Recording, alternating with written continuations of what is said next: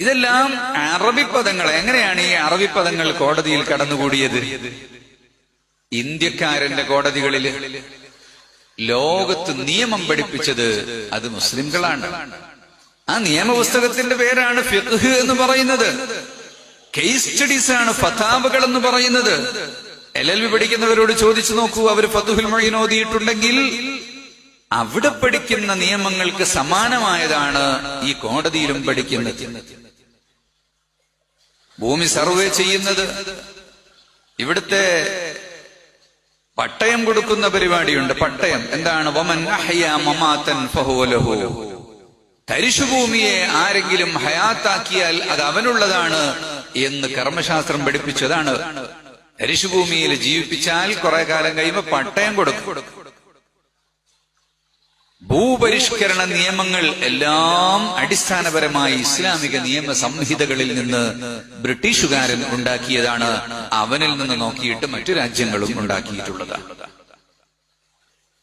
ഇങ്ങനെ റസൂലുള്ളാഹി സ്വല്ലല്ലാഹു അലൈഹി വസല്ലം തങ്ങളുടെ ജീവിതത്തെ പഠിക്കുമ്പോൾ എല്ലാവർക്കും അതിൽ നിന്ന് ഉപകാരം ലഭിക്കും. മുഅ്മിനിന് മാത്രമല്ല, മുഅ്മിനല്ലാത്ത ആളുകൾക്കും അവരുടെ ജീവിതത്തെ ക്രമപ്പെടുത്താൻ സാധിക്കുന്നത് ഇസ്ലാമിക ചിട്ടവട്ടങ്ങൾ കൊണ്ടാണ്. തല മറക്കണോ മറക്കാതിരിക്കണോ, ഏതാണ് വേണ്ടത്, ഏതാണ് സംസ്കാരം, തുണി ഉടുക്കണോ ഉടുക്കാതിരിക്കണോ. പാശ്ചാത്യം തീരെ തുണി ഉടുക്കാത്തൊരു കാലത്താണ് മുസ്ലിംകൾ ലോകത്ത് യൂണിവേഴ്സിറ്റി ഉണ്ടാക്കുന്നത്. കേരളത്തിലെ ജനങ്ങൾക്ക് എഴുതാൻ ഒരക്ഷരം പോലും ഇല്ലാത്ത കാലത്ത്, മലയാള ഭാഷയ്ക്ക് അക്ഷരമില്ലാത്ത കാലത്താണ് കോഴിക്കോട്ടെ ഖാദി മുഹമ്മദ് റളിയല്ലാഹു അൻഹു അറബി അക്ഷരം ഉപയോഗിച്ചുകൊണ്ട് മലയാളം എഴുതുന്നത്. കോഴിക്കോട്ടത്തൂറ തന്നിൽ പിറന്നോവർ കുറവ ഇതൊക്കെയും നോക്കിയെടുത്തോവർ. ഖാദി മുഹമ്മദ് അവർക്ക് 500-ലേറെ പുസ്തകങ്ങളുണ്ട്.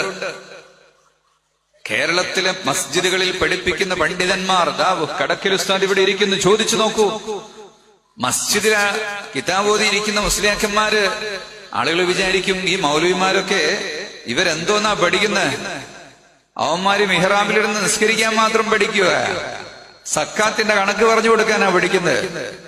അതല്ല, അവരുടെ കയ്യിൽ ഒരു ബോൾ ഉണ്ടാകും, മരം കൊണ്ടുള്ള ഒരു ബോള്. എന്താണത്? കുട്ടികളെ എറിയാനുള്ളതാണോ? അത് ഭൂമിശാസ്ത്രവും വാനശാസ്ത്രവും പഠിപ്പിക്കാൻ വേണ്ടിയുള്ളതാണ്. അവരുടെ കയ്യിൽ റോൾ ഉണ്ടാകും, സ്കെയിൽ ഉണ്ടാകും, ആസ്ട്രോ ലാബ് ഉണ്ടാകും. ഇതൊക്കെ പള്ളിയിലിരുന്ന് പഠിക്കുന്നില്ല എന്ന് ചോദിച്ചു നോക്ക്. മാത്തമാറ്റിക്സ്, ഖുലാസത്തുൽ ഹിസാബ്, ഫിലോസഫി, അൽ ഹദിയത്തു സഅദിയ, അൽ മൈബദി, തശ്രീഹുൽ അഫ്ലാഖ്, ദ ആസ്ട്രോണമി, അൽ ഹന്ദസ, ദ എഞ്ചിനീയറിംഗ്, യൂക്ലിഡ്സ് എന്ന് പറയുന്ന കിതാബ്, ലോജിക്ക് അവിടെ വക്കീലന്മാര് പഠിക്കുന്ന കോഴ്സാണ് അത്. ലോജിക്, ഇൽമുൽ മന്തിഖിന്റെ എത്ര കിതാബുകളാണ് പഠിക്കുന്നത്. ബ്രെയിനിനെ കുറിച്ച് പഠിക്കുന്നത് 3ാം ക്ലാസ് പഠിക്കുന്ന മിർഖാത്ത് എന്ന് പറയുന്ന ഗ്രന്ഥത്തിലാണ്. ഇതെല്ലാം പള്ളിയിൽ ഉസ്താദന്മാരിരുന്ന് പഠിക്കുക. അവർ പഠിക്കുന്ന അറബി ഭാഷയിലാണ്. ഭാഷ അറബിയായാലും ഇംഗ്ലീഷായാലും പേർഷ്യനായാലും അറിവിനാണ് പ്രാധാന്യം. ഈ ഇരുത്തത്തിൽ ഇരുന്നു കൊണ്ട് എത്രയാണ് ഈ ടെന്റിന്റെ ഉയരം എന്ന് ഉസ്താദുമാർക്ക് പറയാൻ കഴിയും. കാരണം അവർ ട്രിഗോണമിതി പഠിച്ചിട്ടുണ്ട്. ട്രിഗണോമെട്രി വെച്ചുകൊണ്ട് ആംഗിൾ നോക്കിയാൽ ഡിസ്റ്റൻസ് അളക്കാൻ അവർക്ക് കഴിയും. ഇപ്പൊ മൊബൈൽ ഉപയോഗിച്ചിട്ട് എല്ലാവർക്കും അളക്കാൻ കഴിയും. പണ്ട് കാലത്ത് ഇവിടെ വെച്ച് എങ്ങോട്ടാണ് ഖിബ്ല എന്ന് ചോദിച്ചാൽ, അപ്പൊ മക്കയുടെ നമ്പർ എന്താണ്, അൻവാർ ശേരിയില് ഇവിടത്തെ സൂര്യൻ ചലിക്കുന്നതിന്റെ ചക്രം എത്രയാണ്, രേഖാംശവും അക്ഷാംശവും എന്താണ് എന്ന് നോക്കിയിട്ട് ഖിബ്ല എങ്ങോട്ട് തിരിയണം എന്ന് ഉസ്താദുമാര് കഷ്ടപ്പെട്ട് കണക്ക് കൂട്ടിയിട്ട് അങ്ങനെയാണ് പറയുന്നത്. മൊബൈൽ കൊണ്ടുവച്ച ഒന്ന് ഇങ്ങോട്ടും കാണിക്കും, ഒന്ന് അങ്ങോട്ടും കാണിക്കും. തബക്ക വാങ്ങി നമ്പർ വെച്ചാൽ തന്നെ കറക്റ്റ് കാണിക്കൂല. തെക്കും വടക്കും തിരിയണമെങ്കിൽ കൃത്യമായ ദായിറ വരച്ച് സൂര്യൻ കവിഞ്ഞ് കിടക്കുന്നത് വരെ നിന്ന് അതിന്റെ രണ്ടു വശവും അടയാളപ്പെടുത്തിയിട്ട് കിഴക്കും പടിഞ്ഞാറും അടയാളപ്പെടുത്താം. എന്നിട്ട് അതിന്റെ ക്രോസ് വരച്ചിട്ട് തെക്കും വടക്കും അടയാളപ്പെടുത്തണം. മൈലാപ്പൂർ ഷൗക്കത്ത് അലി മൗലവി അള്ളാഹു അവർക്ക് ആഫിയത്ത് കൊടുക്കട്ടെ. അവരുണ്ടാക്കി വെച്ച വനനിരീക്ഷണ യന്ത്രങ്ങൾ നിങ്ങൾക്ക് അവിടെ പോയാൽ കാണാൻ സാധിക്കും. ഇതൊക്കെ ഉലമാ പഠിച്ചതും പഠിപ്പിക്കുന്നതും ആണ്. അങ്ങനെ അറിവിന്റെ ലോകത്ത് മലയാളത്തിന് എഴുത്തച്ഛൻ അക്ഷരമുണ്ടാക്കുന്നതിന്റെ ദശാബ്ദങ്ങൾക്ക് മുമ്പ് മസ്ജിദിലെ മുസ്ലിയാക്കന്മാർ അറബി അക്ഷരം ഉപയോഗിച്ചുകൊണ്ട് മലയാളം എഴുതി. മുഹീദ്ദീൻ മാല, ദിഫാഴി മാല, മഞ്ഞക്കുളം മാല, മിഅ്റാജ് മാല, ഇങ്ങനെ കുറെ പാട്ടുകൾ മാത്രമാണെന്നാ ചിലർ വിചാരിച്ചു വെച്ചിരിക്കുന്നത്. ബ്രിട്ടീഷ് ലൈബ്രറിയിൽ ഞാൻ ഈ കഴിഞ്ഞ യാത്രയിൽ നേരത്തെ തന്നെ ബ്രിട്ടീഷ് ലൈബ്രറിയുമായി കമ്മ്യൂണിക്കേറ്റ് ചെയ്തു. ഞാൻ അവിടെ ചെന്നു. 360 മലയാള ഗ്രന്ഥങ്ങൾ അറബി അക്ഷരം എഴുതിയത് എനിക്ക് ബ്രിട്ടീഷ് ലൈബ്രറിയിൽ കാണാൻ കഴിഞ്ഞു. 1000-ലേറെ പുസ്തകങ്ങൾ ബ്രിട്ടീഷ് ലൈബ്രറിയിലുണ്ട്. അതിലൊരു പുസ്തകം 6000 പേജുള്ള കേരളത്തിന്റെ ബോട്ടണികൾ, സസ്യലതാദികൾ മുഴുവനും ചിത്രം വരച്ചുകൊണ്ട് കൈകൊണ്ട് എഴുതി വെച്ചതാ. എന്ത് ചെടിയാണത്? അതിന് പേരെന്താ? ആർക്കറിയാം? ആ ചെടിയുടെ പേരെന്താ? ഇതിന്റെ പേരെന്താ? അതിന്റെ ഫലം എന്താ? കാണുന്നു എന്നല്ലാതെ എവിടെ ചിന്തിക്കുന്നുണ്ട്? കേരളത്തിലുള്ള മുഴുവൻ ചെടികളുടെയും ചിത്രം വരച്ച് അതിന്റെ പേരും ഊരും അതിന്റെ ഫലങ്ങളും എഴുതി വെച്ച പുസ്തകമാണ് 6000 പേജിൽ. ഇതൊക്കെ ബ്രിട്ടീഷുകാരൻ കട്ടുകൊണ്ടുപോയത് ഇൽമിനോടുള്ള വലിയ സ്നേഹം കൊണ്ടല്ല, ഇവിടുത്തെ ആളുകൾ വളരരുത് എന്ന് വെച്ചില്ല. അറബിയിൽ ഖുത്ബ ഓതിയിരുന്ന ഒരു നാട്ടിൽ മലയാളത്തിലേക്ക് ഓതണം എന്ന് പറയിച്ചത് ഇംഗ്ലീഷുകാരൻ എന്തിനാ? അത് ഈ നാടിനോടുള്ള സ്നേഹം കൊണ്ടല്ല. 1920 ശേഷം ബിദ്അത്തിന്റെ കക്ഷികൾ ഇവിടെ വന്നതിന് ശേഷമാണ് യഥാർത്ഥത്തിൽ ഇങ്ങനെയുള്ള ശാസ്ത്ര പഠനങ്ങളും മറ്റൊന്നും വേണ്ട, നമ്മൾ വെറും നിസ്കാരവും നോമ്പും മാത്രം നോക്കിയാൽ മതി എന്ന് പറഞ്ഞുകൊണ്ട് ഭൗതിക പഠനത്തിൽ നിന്ന് ഈ സമുദായത്തെ പിറകോട്ട് വലിച്ചത്. അതുകൊണ്ട് ഇപ്പൊ സ്കൂളിൽ പോയി പഠിക്കേണ്ടി വരുന്നത്, കോളേജിൽ പോയി പഠിക്കേണ്ടി വരുന്നത്. നേരത്തെ ഇതെല്ലാം മസ്ജിദുകളിൽ ഇരുന്നു കൊണ്ട് തന്നെ അറബി ഭാഷയിലും അക്കാലത്തെ ലോകഭാഷയായ പേർഷ്യൻ ഭാഷയിലും ഉലമാക്കൾ പഠിപ്പിച്ചിരുന്നു. ഇന്ന് ഏഷ്യൻ രാജ്യങ്ങളിൽ വ്യാപകമായത് ഇംഗ്ലീഷ് ആയതുകൊണ്ട് ഇംഗ്ലീഷിലും പഠിപ്പിക്കുന്നു. പലരും അറിവിനെ ഭാഷയുമായി ബന്ധപ്പെടുത്തിയിട്ടാണ് മനസ്സിലാക്കിയിരിക്കുന്നത്. അപ്പൊ അങ്ങനെ അക്ഷരങ്ങൾ ലോകത്ത് ഹിന്ദി ഭാഷ അറബിയിൽ എഴുതിയില്ലേ? അതാണ് ഉറുദു എന്ന് പറയുന്നത്. തമിഴ്, ഈ ഇന്തോനേഷ്യൻ ഭാഷ, വൈഗൂരി ചൈനയിലെ ഭാഷ, ടർക്കിഷ് ഭാഷ എല്ലാം അറബി അക്ഷരങ്ങൾ ഉപയോഗിച്ചുകൊണ്ട് എഴുതിയിരുന്നു. മാൽദ്വീപുകാരന്റെ ഭാഷ ഇപ്പോഴും അറബിയിലാണ് എഴുതുന്നത്. മഹൽ ഭാഷ എഴുതുന്നത് അറബിയിലാണ്. ആഫ്രിക്കയിലെ പല രാജ്യങ്ങളിലുള്ള അക്ഷരങ്ങൾ അറബി ഉപയോഗിച്ച. അപ്പൊ ദീനുൽ ഇസ്ലാം ലോകത്ത് എല്ലാ തരത്തിലുള്ള അറിവുകളെയും പഠിപ്പിച്ചിട്ടുണ്ട്.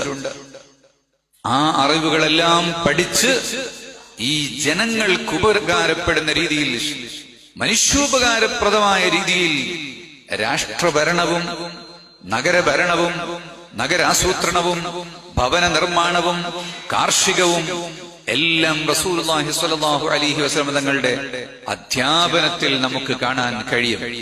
ഞാൻ അവസാനിപ്പിക്കുന്നു. മുഖ്യ പ്രഭാഷണം ഇവിടെ നടക്കാനിരിക്കുന്നത് കൊണ്ട് എന്റെ വാക്കുകൾ ഞാൻ നീട്ടുന്നില്ല. ഞാൻ ഓർമ്മപ്പെടുത്തുന്നത്, നബിതങ്ങളെക്കുറിച്ച് പഠിക്കാൻ നമ്മൾ തയ്യാറാകണം. തങ്ങളുടെ ജീവിതത്തെ പഠിക്കണം. അതിനുവേണ്ടി വർഷത്തിൽ ഒരു പുസ്തകമെങ്കിലും തങ്ങളെക്കുറിച്ച് നമ്മൾ വാങ്ങി വായിക്കണം. അത് വളഞ്ഞ പുസ്തകങ്ങളായി പോകരുത്. മൗലിദ് വേണ്ട എന്ന് പറയുന്ന പുസ്തകമാകരുത്. എന്തിനു മൗലിദ് ഓതണം എന്ന് പഠിപ്പിക്കുന്നതാകണം. നബിതങ്ങളുടെ ജീവിതത്തെ പറഞ്ഞു തരുന്ന നൂറുകണക്കിന് പുസ്തകങ്ങളാണ് ലോകത്തുള്ളത്. ആയിരക്കണക്കിന് പുസ്തകങ്ങളാണുള്ളത്. നോളജ് സിറ്റിയിൽ ഞങ്ങൾ റബീഉൽ അവ്വൽ 1 മുതൽ മലയാളത്തിലെ 100 ടൈറ്റിലുകൾ റസൂലുള്ളാഹി തങ്ങളെ കുറിച്ച് മാത്രം എഴുതിയ പുസ്തകങ്ങൾ അവിടെ ചന്തവെച്ചു. അങ്ങനെ തങ്ങളെക്കുറിച്ച് കൂടുതൽ പഠിക്കാനും അറിയാനും ആ സുന്നത്തുകൾ എടുത്തുകൊണ്ട് ജീവിതം മുന്നോട്ട് കൊണ്ടുപോകാനും സാധിക്കണം. അല്ലാഹു തൗഫീഖ് നൽകട്ടെ എന്ന് പ്രാർത്ഥിച്ചുകൊണ്ട് ഞാൻ വാക്കുകൾ ചുരുക്കുകയാണ്. മഹാനായ ഉസ്താദ് അബ്ദുൽ നാസിർ മഅദനി, അല്ലാഹു അവർക്ക് ദീർഘായുസ്സും ആഫിയത്തും കൊടുക്കട്ടെ. അവരുടെ പിതാവിന്റെ കരങ്ങളാൽ തുടക്കം കുറിച്ച് അവർ വളർത്തിക്കൊണ്ടുവന്ന ഇവിടെ ഇരിക്കുന്ന ഒരുപാട് പണ്ഡിതന്മാരുടെയും വിദ്യാഭ്യാസ വീക്ഷണയുടെയും എല്ലാം അതീവ താല്പര്യത്തോടെ ഉയർത്തിക്കൊണ്ടുവന്ന ഈ ഒരു സ്ഥാപനം, ഇതിന്റെ വിജയത്തിൽ, ഇതിന്റെ കൂടെ നിൽക്കൽ ഒരു സുന്നി പ്രവർത്തകൻ എന്ന നിലക്ക് ഉത്തരവാദിത്വമാണ് എന്നതിന്റെ പേരിൽ മാത്രമാണ് ഞാൻ ഇന്ന് ഇവിടെ ഈ പരിപാടിക്ക് വന്നിട്ടുള്ളത്.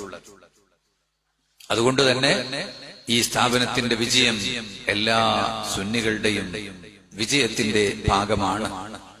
സുന്നത്ത് ജമാഅത്തിന്റെ അടിസ്ഥാനത്തിലായിക്കൊണ്ട് തന്നെ ഈ സ്ഥാപനം ഖിയാമത്ത് നാൾ വരെ അല്ലാഹു തആല നിലനിർത്തി തരുമാറാവട്ടെ. അതിനെ സഹായിക്കുന്ന, സഹകരിക്കുന്ന ഒരുപാട് മുഅ്മിനീങ്ങൾ ഈ നാട്ടിലുള്ളവരും വിദേശത്തുള്ളവരും ആയ ഇന്ത്യക്കാരായ ധാരാളം ആളുകളുണ്ട്. അല്ലാഹു എല്ലാവർക്കും ബറക്കാത്തുകൾ ചൊരിയട്ടെ. കച്ചവടത്തിലും കൃഷിയിലും മറ്റെല്ലാ ഏർപ്പാടുകളും നീ ബറക്കത്ത് ചൊരിയണേ അല്ലാഹ്. ഇവിടത്തെ യതീംഖാനയും അഗതി മന്ദിരവും ഹിഫ്ദ് മദ്രസയും ജാമിഅയും ഉൾപ്പെടെയുള്ള സ്ഥാപനങ്ങൾ